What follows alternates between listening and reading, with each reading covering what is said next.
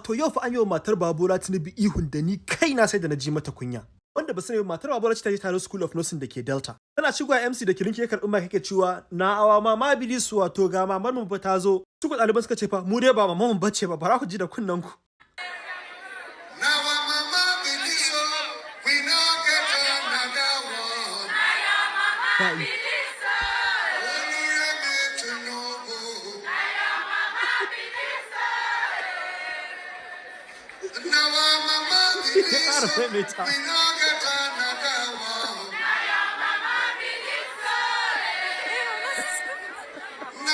Kunya sai ƙara maimaita suka suna ba shi.